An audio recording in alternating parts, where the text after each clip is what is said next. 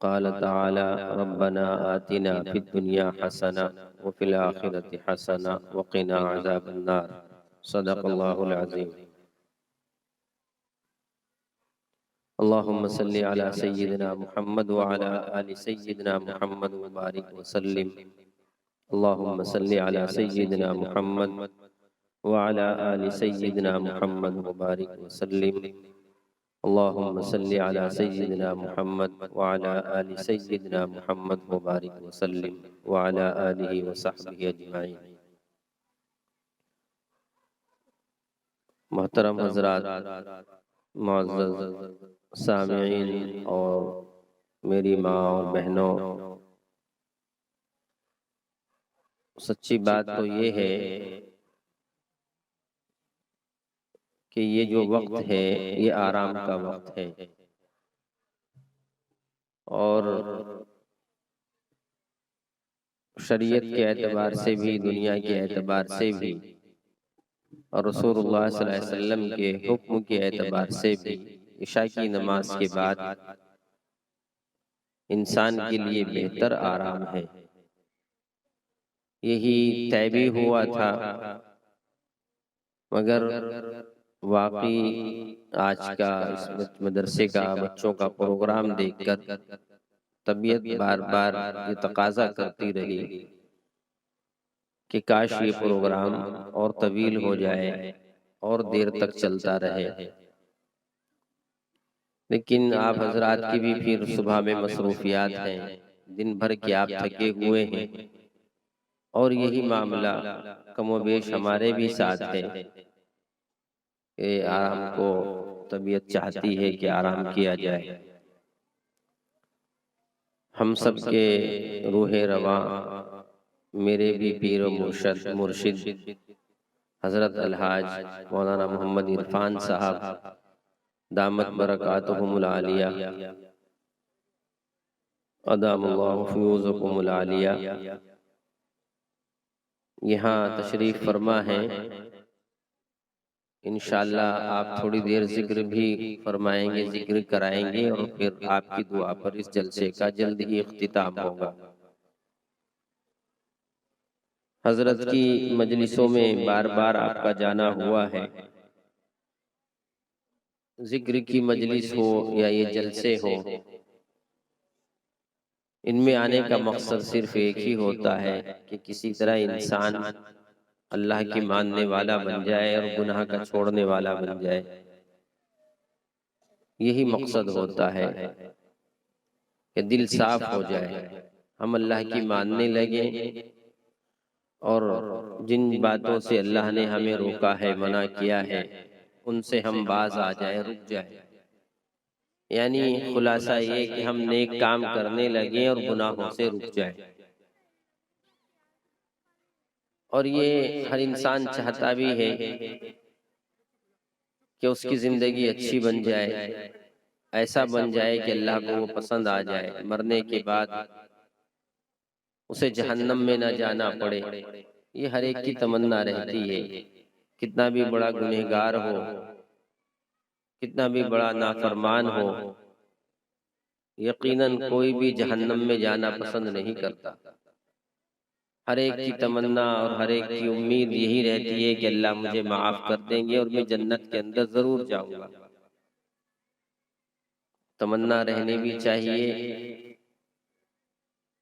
مگر صرف تمناؤں سے اگر کام بن جاتا اور کچھ بھی نہ کرنا پڑتا تو پھر اللہ کو یہ اتنا دین، اتنی بڑی شریعت، مستقل زندگی گزارنے کی جو طریقے اللہ نے بتائے ان کو بتانے کی ضرورت نہیں تھی۔ پھر تو بات نہیں ہو جاتی کہ جو بھی کلمہ ایک مرتبہ پڑھ لے گا وہ جنت میں داخل ہو جائے گا، بس بات ختم ہو گئی۔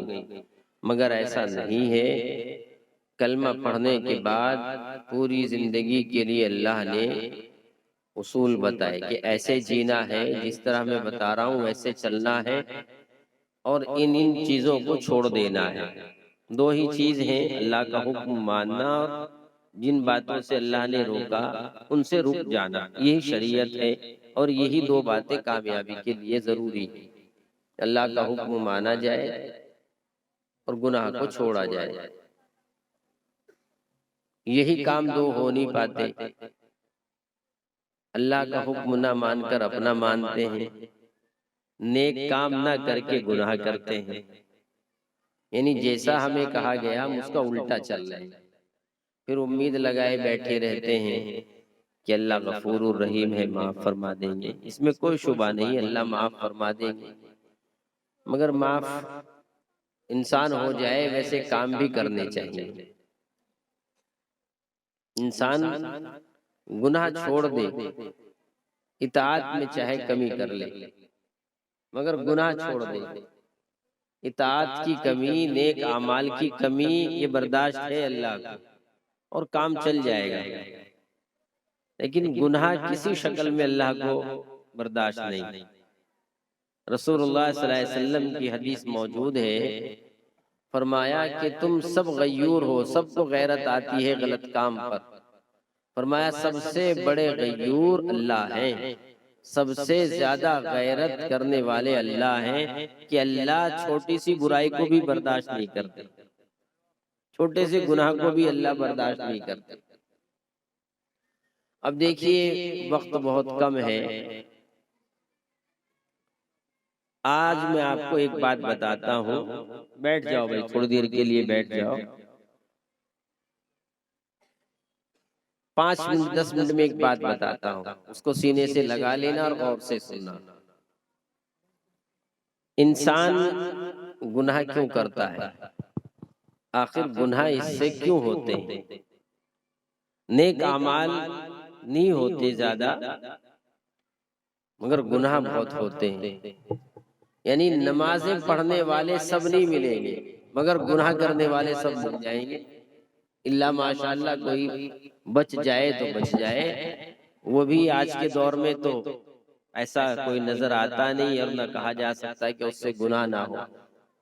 انبیاء کی ذات تو ہوتی تھی ایسی کہ ان سے گناہ ناممکن ہوتے تھے، مگر ہماری اور ہم اور آپ تو ایسے نہیں، تو معاملہ عجیب ہے، یعنی نیک اعمال کرنے والے کم اور گناہ کرنے والے سب۔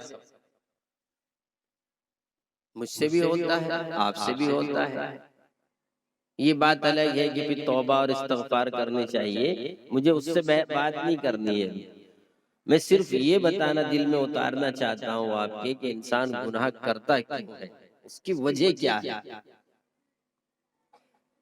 ایک ہی وجہ ہے، صرف دھیان سے سنو، صرف ایک ہی وجہ ہے کہ انسان کو گناہ کے نقصانات معلوم نہیں، انسان کو گناہ کا کیا نقصان ہے یہ معلوم نہیں، ورنہ تو کوئی گناہ نہ کرے۔ بالکل سیدھی سی بات ہے، تقریر تو مولانا شمشاد صاحب کر کے چلے گئے، اب تو میری ایک بات سن لو اور حضرت ذکر کرا دیں گے، دل انشاءاللہ صاف ہو جائے گا۔ میں نے کیا کہا، گناہ کب کرتا ہے انسان کہ اس کے دل میں ایک بات نہیں ہے کہ گناہ بھی نقصان پہنچانے والی چیز ہے۔ اگر یہ بات دل کے اندر بیٹھ جائے کہ گناہ نقصان پہنچائے گا انسان کو، تو کوئی انسان گناہ نہ کرے۔ اس کو یوں سمجھ لو، یہ لائٹ جل رہی ہے، معلوم ہے کہ اس میں کرنٹ ہے، یہ چھوٹا سا بچہ بیٹھا ہوا ہے، اگر آپ اس بچے کو اٹھا کر یوں کہو کھڑا کر کے کہ بیٹے اس تار پر ہاتھ لگا دے، یہ چھوٹا سا بچہ بھی اس تار کو ہاتھ نہیں لگائے گا،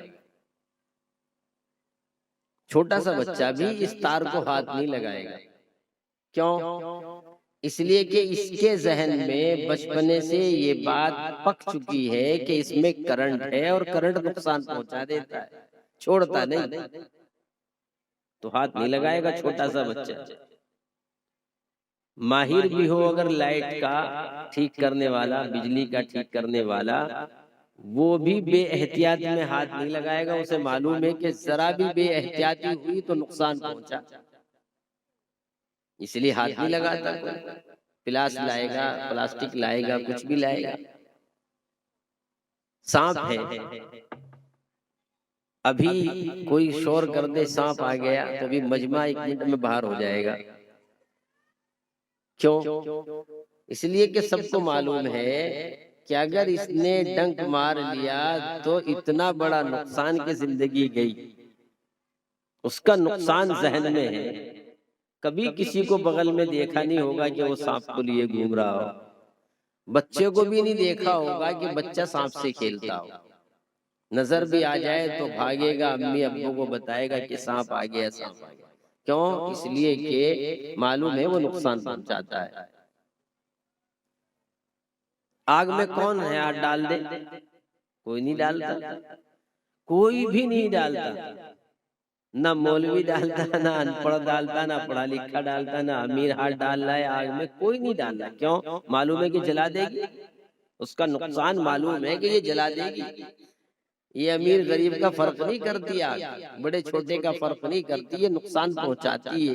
اس لیے ہر ایک بچ رہا ہے، کسی کو نہ جلسہ کرنے کی ضرورت، نہ تقریریں کرنے کی ضرورت، کسی بھی چیز کو سمجھانے کی ضرورت نہیں۔ معلوم ہے کہ سانپ کے کاٹنے سے نقصان ہوتا ہے، بغیر مولویوں کے سمجھائے بھی بچ رہا ہے انسان۔ زہر انسان کو ہلاک کر دیتا ہے، معلوم ہے، سب کو معلوم ہے۔ کوئی تقریر نہیں کر رہا کہ زہر سے نہ بچا کرو، زہر سے بچا کرو، کوئی تقریر نہیں کر رہا ہے، کوئی جلسے نہیں ہو رہے اس بات پر کہ بھئی زہر سے بچنا چاہیے، مگر ہر ایک بچ رہا ہے۔ کیوں؟ اس لیے کہ اس کا نقصان ذہن میں ہے۔ اگر یہ پیٹ میں گیا، زبان سے لگا تو زندگی گئی۔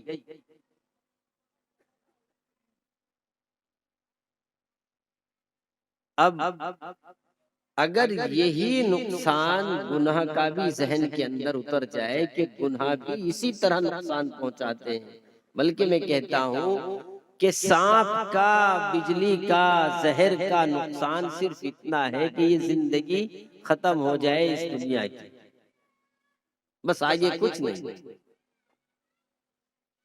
لیکن گناہ کا نقصان اتنا بڑا ہے، اتنا بڑا ہے کہ وہ اس دنیا کے اندر بھی انسان کو نقصان پہنچاتا ہے گناہ، اور پیچھا نہیں چھوڑتا گناہ جب تک کہ انسان کو جہنم کے اندر نہ ڈلوا دے۔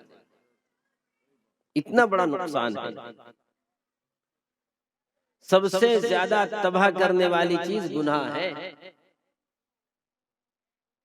مگر اچھا، اس بات کو بتانے کے لیے انبیاء کو بھیجا اللہ نے، قرآن پاک کو نازل کر دیا اللہ نے، احادیث، یہ مدرسہ قائم کیا گیا صرف اسی بات کو بتانے کے لیے کہ یہ نیک کام یہ ہیں اور گناہ یہ ہیں، گناہوں سے بچو، نیک کام کرو۔ اتنا بڑا جلسہ کیا جا رہا ہے یہی بات بتانے کے لیے، مگر میرا اور آپ کا معاملہ عجیب ہے کہ ہم سانپ سے تو بچ رہے ہیں، ڈر رہے ہیں، بجلی سے بچ رہے ہیں، ڈر رہے ہیں، زہر سے بچ رہے ہیں، مگر اتنے تنبیہات کے باوجود، اتنا ڈرانے اور بتانے کے باوجود گناہوں سے نہیں بچتے۔ کتنا بھی سمجھاؤ۔ ابھی یہ ایک لمبی بات ہے کہ میں آپ کو اب یہ بتانا شروع کروں کہ گناہ کا نقصان کیا ہوتا ہے، ایک لمبی بات ہو جائے گی۔ میں نے جب آپ کا اشتہار پڑھا تو اشتہار پڑھ کے مجھ سے کہا گیا کہ اس پر آپ کو بات کرنی ہے، یہ جو اشتہار میں ہم نے باتیں لکھی ہیں ان کے متعلق آپ کو سمجھانا ہے، یہ بھی بتانا ہے، یہ بھی بتانا ہے، یہ بھی بتانا ہے۔ میں نے قاری محسن صاحب اور قاری توصیف صاحب سے عرض کیا کہ یہ اشتہار آپ کا ایک مہینہ چاہیے اس کے اوپر بات کرنے کے لیے، ایک دن میں آپ 10 منٹ میں بات کرانا چاہتے ہیں۔ اتنی برائیاں، جو برائیاں ہمارے معاشرے کے اندر ہے اس کا آدھا بھی حصہ اس میں لکھا ہوا نہیں، اور ایک ہی برائی سب سے پہلے اس میں سود کی برائی لکھی، یہ گناہ ہے۔ اگر میں اسی کا نقصان بتانے لگوں تو کافی دیر لگ ہو جائے گی۔ خالی ایک سود کتنا بڑا اس کا نقصان ہے، جیسے سانپ سے بچتے ہو نا، واقعی اس مجلس کے اندر میں تمہیں اس کا نقصان بتا رہا ہوں۔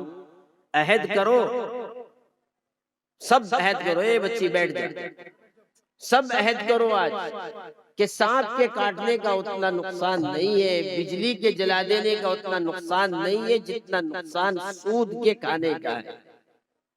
عہد کرو کہ جیسے سانپ سے بچتے ہیں، بچھو سے بچتے ہیں، بجلی سے بچتے ہیں، زہر سے بچتے ہیں، آگ سے بچتے ہیں، اسی طرح بلکہ اس سے بھی زیادہ انشاءاللہ ہم سود سے بچیں گے۔ ہاتھ اٹھاؤ۔ اللہ نے فرمایا یمحق اللہ الربا ویربی الصدقات، یہ اللہ نے فرمایا۔ کتنا بڑا نقصان ہے، کتنا بڑا گناہ ہے سود کا۔ یہ تو ایک بات اللہ نے بہت، یا ایھا الذین آمنوا لا تأکلوا الربا اضعافا مضاعفا، یہ تو قرآن پاک کی آیات اس پر اور احادیث بہت ہیں، وہاں اس تفصیل میں جانے کی ضرورت نہیں۔ گناہ کا، اس کا گناہ سود کا کتنا ہے وہ میں آپ کو بتاتا ہوں۔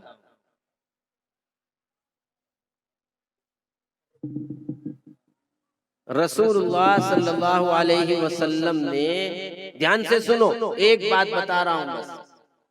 رسول اللہ صلی اللہ علیہ وسلم نے یوں فرمایا کہ سود کے گناہ کے 70 درجے ہیں۔ گناہ اتنا بڑا گناہ کہ پہلا نقصان، پھر دوسرا، پھر تیسرا، 70 درجے ہیں اس کے۔ پھر یوں فرمایا کہ ان 70 میں سب سے ادنا جو درجہ ہے گناہ کا سود کھانے کا، دھیان سے سنو اس لفظ کو، سب سے ادنا، چھوٹا، سب سے چھوٹا سود کھانے کا گناہ ایسا ہے جیسا کہ اپنی ماں کے ساتھ زنا کیا۔ اتار لو دل کے اندر یہ بات، جو بھی سود کھا رہا ہے، رسول اللہ صلی اللہ علیہ وسلم کے قول کے مطابق، میری بات نہیں، رسول اللہ کو سچا مانتے ہو کہ نہیں؟ بولو، حدیث کو سچا مانتے ہو نا؟ کوئی جھوٹی بات تو نہیں ہو سکتی نبی کی۔ جو بھی کھا رہے ہیں سن لیں اچھی طرح، جو بھی سود کا پیسہ اپنے کاروبار میں کسی بھی طرح کے لین دین میں لگا رہے ہیں، وہ کان کھول کر سن لیں، ایسا ہے جیسا کہ ادنا درجہ بتایا، بالکل ہلکا سا گناہ۔ اور ایک روایت میں تو یہ ہے، دوسری روایت مشکات کی یہ ہے کہ سود کا 1 روپیہ کھانے کا گناہ ایسا ہے جیسا کہ 36 مرتبہ اپنی ماں کے ساتھ زنا کرنا۔ 36 کے بھی الفاظ آئے۔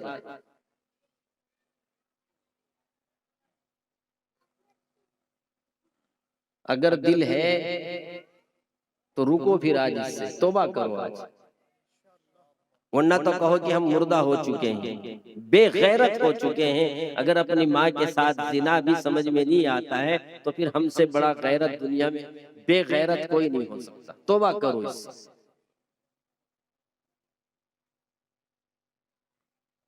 اللہ آخرت میں اور کیا کیا سزائیں دیں گے وہ تو بھول جاؤ۔ اگر دنیا میں انسان،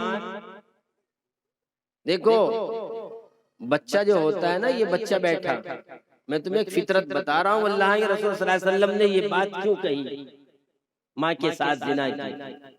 یہ بچہ بیٹھا ہوا ہے، تم اس کے بھائی کو گالی دے دو، اس کی بہن کو دے دو، اس کے ابا کو دے دو، تیش میں نہیں آئے گا۔ اس کی ماں کو گالی دے کے دیکھو، ابھی تجربہ کر لینا۔ وہ غیرت جو انسان کے اندر ہوتی ہے، ایک بچہ بھی ماں کی اپنی گالی سننے کو تیار نہیں ہوتا کہ میری ماں کو۔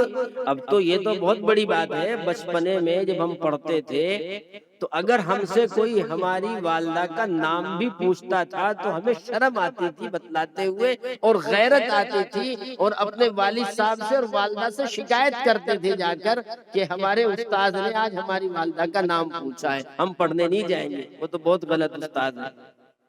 نام پوچھنے پر اتنی غیرت آتی تھی ہمیں۔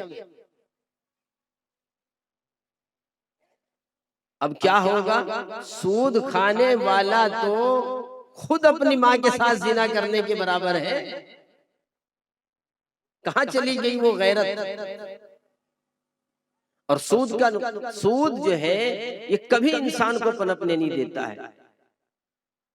آپ صلی اللہ علیہ وسلم نے کتنی جگہ اس کو سمجھایا کہ کبھی بھی سود کا پیسہ لگانے والا، کاروبار کرنے والا، کسی بھی طرح سے سود کو لینے اور دینے والا، کبھی وہ اپنے کاروبار میں اور اپنی زندگی میں اس سے نفع حاصل نہیں کر سکتا ہے۔ بظاہر لگے گا کہ بڑھ گیا، مگر ہر دن وہ گھٹتا جائے گا۔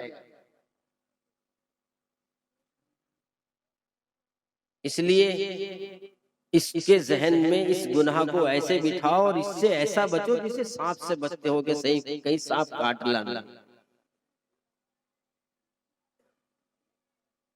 اس میں لکھا کہ شراب بہت عام ہے، دوسرے نمبر پر شراب لکھی ہوئی کہ شراب کا دور بہت چل رہا ہے، نشہ بہت ہو رہا ہے جوانوں میں۔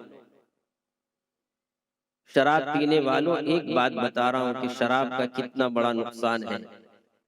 شرابی کے لیے جہنم کا فیصلہ بالکل طے پکی بات، اگر توبہ نہ کرے تو۔ اس شرابی کو جب اللہ جہنم کے اندر ڈالیں گے تو وہاں کی آگ تو معلوم ہے کس قدر خطرناک ہے۔ یہ آگ بھی اس آگ میں سے نکالی گئی تھی جو دنیا کے اندر بھیجی گئی تھی، مگر یہ اتنی تیز تھی کہ اگر اس کو جھوکا تو اللہ رکھ دیتے تو اس کے اوپر پکنے والی ہر چیز گل جایا کرتی۔ ہانڈی چڑھاتے آپ سالن بنانے کے لیے، ہانڈی پنگل کے آگ میں پانی بن جایا کرتی، تو اللہ نے اس کو 70 مرتبہ ٹھنڈا کیا پانی میں آگ کو، تب جا کے یہ کھانا بنانے کے لائق ہوئی کہ ہماری ہانڈی نہ جلے۔ ایسی ٹھنڈی آگ ہے یہ، اور جہنم کی آگ کا کیا حال ہوگا، اس کو 70 گنا کر بڑھایا جائے۔ جب ان شراب پینے والوں کو اور نشہ کرنے والوں کو پیاس لگے گی، اللہ سے یہ پانی مانگیں گے، اللہ سے یہ پانی مانگیں گے، تو اللہ ان کو کیا پلائیں گے؟ جنہوں نے دنیا میں نشہ کیا اور شراب پی، کسی بھی طرح کا نشہ کیا، کوئی شراب ہی ضروری نہیں، آج کل تو بھانگ چل گئی اور وہ نام بھی مجھے یاد نہیں ہے، کیا کیا نشے، گولیاں چل رہی ہیں، انجیکشن چل رہے ہیں، اور ایسی ایسی چیزیں وجود میں آ گئی کہ اللہ کی پناہ۔ کسی بھی طرح کا نشہ جو آدمی کو ڈواڈول کر دیتا ہے وہ حرام ہے۔ ایک تو نشہ وہ ہے جو آپ نے تھوڑی دیر کے لیے وہ بیڑی لگائی، تھوڑی دیر کے لیے اور پی کے پھینک دی، اس میں قدم نہیں ڈگمگاتے، وہ تھوڑا سا ذہن انسان کا ادھر ادھر کو ہوتا ہے۔ اس سے آگے جب انسان بڑھتا ہے کہ واقعی اس کا دماغ اور اس کے قدم ڈگمگانے لگتے ہیں، تو یہ اتنا نشہ حرام ہو جاتا ہے۔ پسند تو وہ بھی نہیں جتنا بیڑی میں ہے، اس کو بھی مکروہ لکھا گیا، مگر وہاں تک کی ہلکی پھلکی چھوٹ دے دی گئی، برا سمجھ کے اللہ نے اس کو بھی برا سمجھا، اس سے آگے بڑھ گئے تو حرام ہو گیا۔ اب جب یہ پانی مانگیں گے تو نشہ کرنے والے میرے بھائی دماغ میں رکھ یہ بات، اللہ اس کو پانی کے بدلے میں کیا پلائیں گے؟ حکم ہوگا فرشتوں کو کہ جہنمیوں کے، ایک روایت کے مطابق تو غالباً مجھے یہ یاد پڑتا ہے، یقین کے ساتھ تو ابھی دماغ میں نہیں آ رہی یہ روایت، کہ جو زنا کرنے والے مرد اور عورت ہوں گے، ان کے پیشاب گاہوں سے جو خون اور پیپ بہے، یا تو یہ الفاظ ہیں یا مطلقاً جہنمیوں کے جسم جب جلیں گے تو جسم جلتے جلتے ان کے جسم سے لہو اور پیپ بہے گا، جلتے جلتے خون، وہ پیپ اور لہو نالی میں سے جس طرح پانی بہتا ہے اس طرح بہے گا، پھر اس پیپ اور لہو میں تلچھٹ بیٹھ جائے گی جو گاد ہوگی۔ جب یہ شراب پینے والے، نشہ کرنے والے جب یہ پانی مانگیں گے تو اس وقت میں اللہ تبارک و تعالی ان کو وہ تلچھٹ جو پیپ اور لہو کی تلچھٹ ہے، اوپر بہنے والا نہیں، نیچے جو بیٹھ گیا، فرشتوں کو حکم ہوگا کہ وہ نکال کے ان کو پلاؤ، وہ نکال کے ان کو پلاؤ۔ کیا پی رہے ہو دنیا کے اندر، دیکھ تو لو، اس کے بدلے میں کیا پیو گے وہاں؟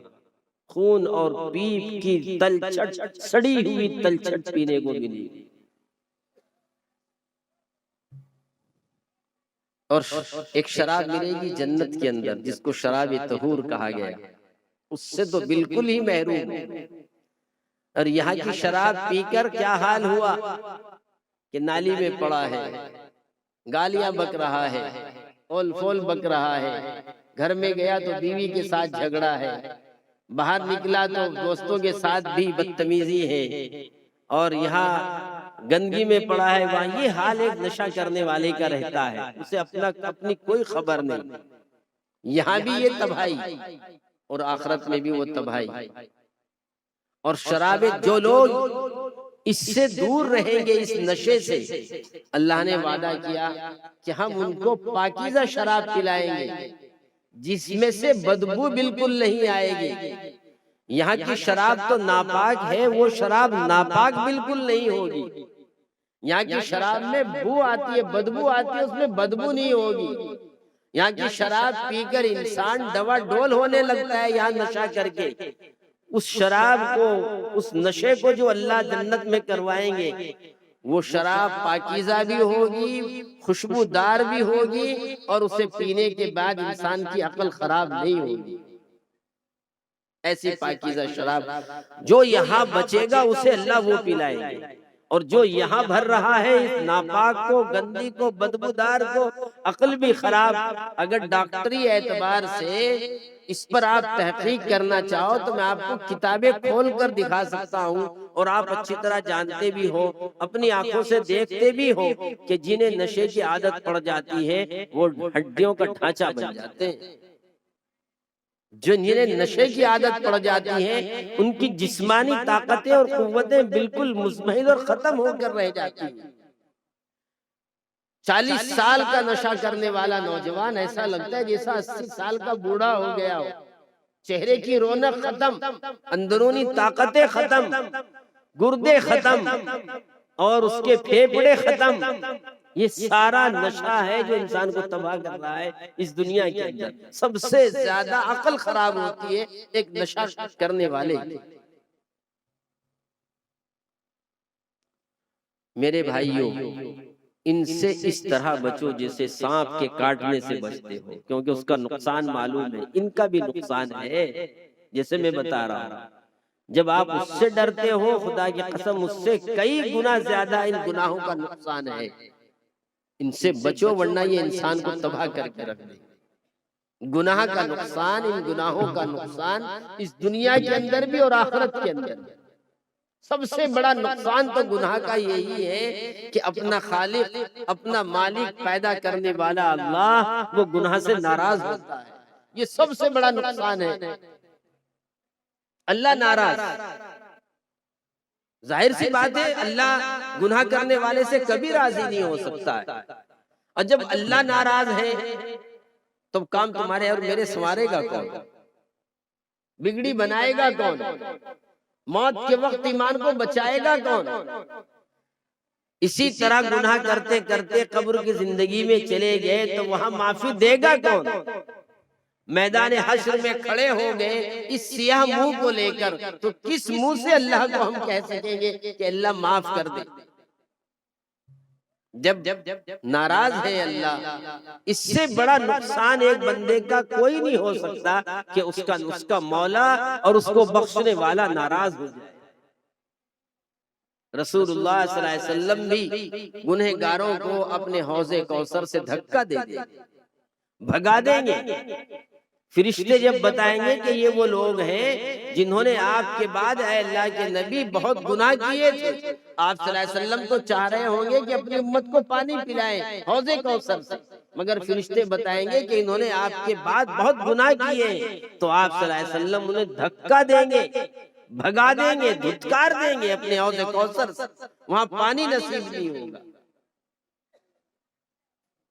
اس لیے میرے بھائیوں، اس میں تو بہت بڑی تفصیلی باتیں لکھی ہوئی ہیں. ابھی بھی میں بہت مختصر بات کی ہے، یہاں تک بات نہیں پہنچ پائی ہے.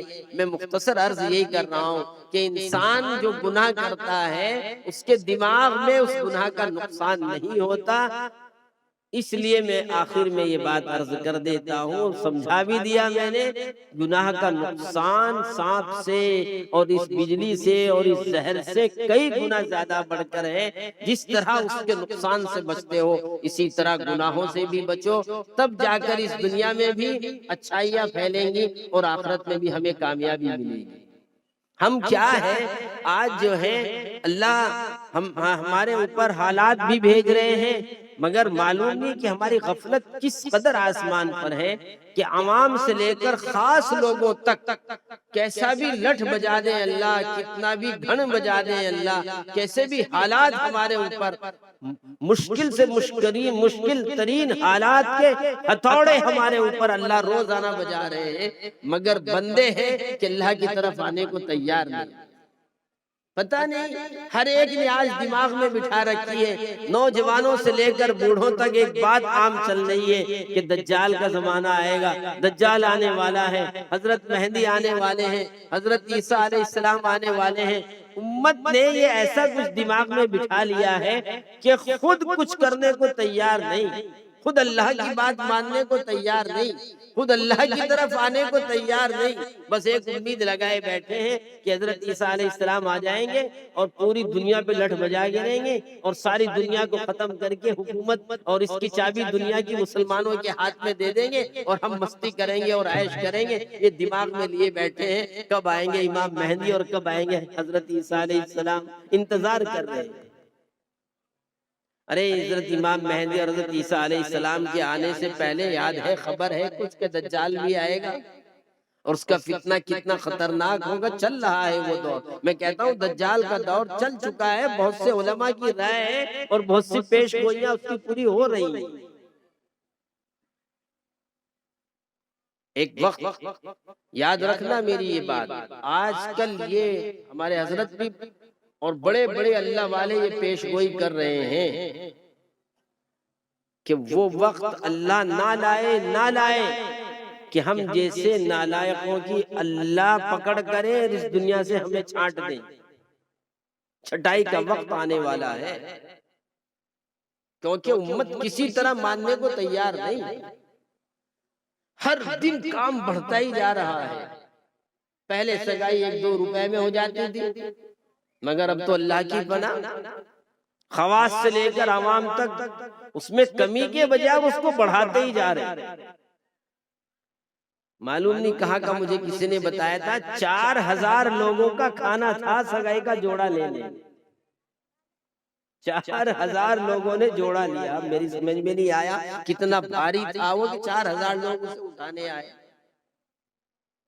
رڑکی میں 15 لاکھ روپے ایک صاحب نے جوڑا لینے پر خرچ کیے، لینے پر بڑھاتے ہی جا رہے، گھٹانے کا مطلب ہی نہیں۔ 24 گھنٹے حالات ستا رہے، ہر ایک کا شکوہ ہے، اجی وہاں ایسا ہو گیا، وہاں یوں کر دیا، وہاں یوں، کوئی کچھ نہیں کر رہا، میں اور آپ ہی کر رہے ہیں۔ وَأَنْتُمُ الْأَعْلَوْنَ إِن كُنتُم مُؤْمِنِينَ، خدا کی قسم اللہ کا ماننے والا، اللہ کا عاشق ہو اور اس دنیا کے اندر پریشان ہو جائے، اللہ اس کے اوپر غیروں کو مسلط کر دے، ہو نہیں سکتا۔ نہ مانو، چھٹائی کا وقت ہے، کس طرح چھٹیں گے، کس کا نمبر آئے گا یہ اللہ بہتر جانے، مگر ہم تو سب کے لیے دعا کرتے ہیں، اپنے لیے بھی دعا کرتے ہیں اللہ ہمیں توبہ کی توفیق دے دے، استغفار کی توفیق دے دے، ہم ایمان کے ساتھ اس دنیا سے چلے جائیں۔ آپ کے لیے بھی یہی دعا کرتے ہیں، اپنے لیے بھی یہی دعا کرتے ہیں۔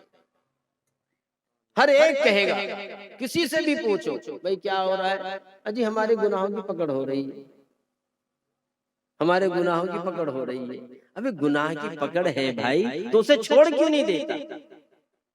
کیوں پکڑے بیٹھا ہے تو اس بجلی کے تار کو؟ جب تجھے یہ جلا رہا ہے، تجھے خاک کر دے گا یہ تار، تو چھوڑتا کیوں نہیں؟ کیوں پکڑنے جا رہا ہے اسے؟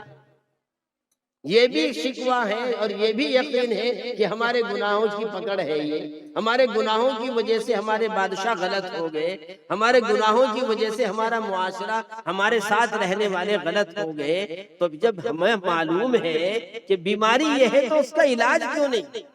بہت چھوٹا ایسا علاج ہے، پورا مجمع ابھی توبہ کرے سارے ولی بن جائیں گے۔ کتنا ٹائم لگتا ہے گناہ سے توبہ کرنے میں؟ آج جو پیچھے کی اللہ معاف کر دیں گے، ابھی توبہ کرو کہ آئندہ نہیں کریں گے، ایک وقت کی نماز نہیں چھوڑیں گے، نشہ کرنے والے نشہ نہیں کریں گے، زنا کرنے والے زنا نہیں کریں گے۔ زنا کتنا عام ہے، گھر گھر میں ہو رہا ہے، تفصیل بتانے کا موقع نہیں، ہم نے تو عجیب عجیب واقعات دیکھ لیے۔ توبہ کرو کہ سود جس نے لیا آج کے بعد اگر لے بھی رکھا ہے اسے ختم کرنے کی کوشش کریں گے۔ ارے تمہارے پاس اگر سائیکل چلانے کی ہمت ہے تو سائیکل رکھو نا، موٹر سائیکل کیوں سود پہ لے رہے ہو؟ تمہارے اندر ہمت ہے کہ آپ 2000 میں بیا 5000 میں 1 لاکھ میں نمٹا سکتے ہو، تو کیوں سود پہ پیسہ اٹھا کے 5 لاکھ روپے شادیوں میں خراب کر رہے ہو؟